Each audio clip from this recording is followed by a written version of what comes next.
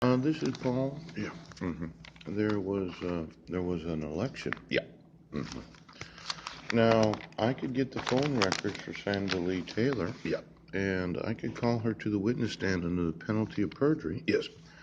and I could ask her why did Heidi call you at that day and time. Let's go ahead. Now I wasn't the domestic abuser. I wasn't the child abuser. Coach. I didn't commit the crime of assault. My wife did. And every day that I tell you that my rights are being violated, Yes. your thought was, well, we're just going to conceal all this. And my thought is, it's now $750,000 a question. Coach. Now, for the state of Washington to deprive me of my right to vote Yes. since July 2nd of 2011, I'm going to need to know each and every election since that time. Phew. See, as an American citizen, you have the obligation to protect the right to vote.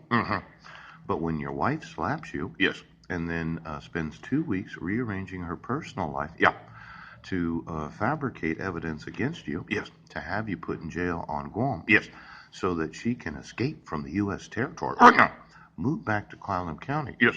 and then fabricate evidence against you that you're a domestic abuser. Let's go ahead. It's going to be $750,000 a question today. Right now.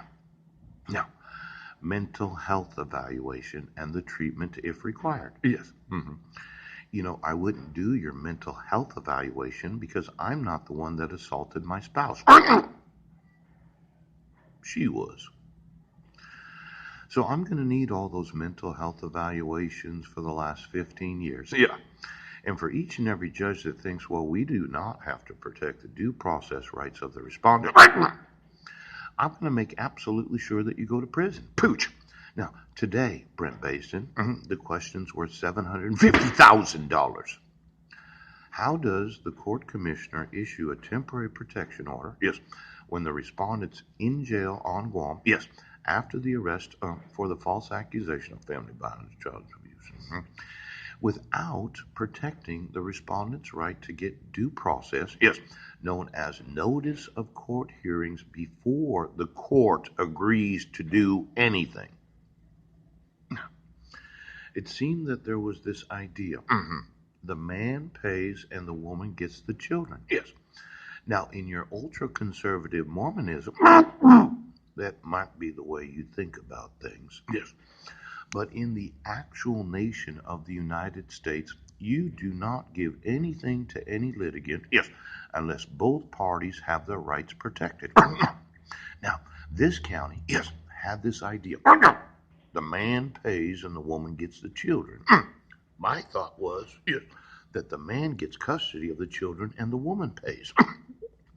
Now, yesterday I mentioned a little lawsuit involving the deprivation of creditors of being able to garnish the wages of a spouse. You said, well, she's not going to have any money. But if she didn't have the responsibilities of the custody of my sons because she committed the crime of domestic violence, she could have got a job and they could have garnished her wages. Now, it seems that there's this stereotypical way of viewing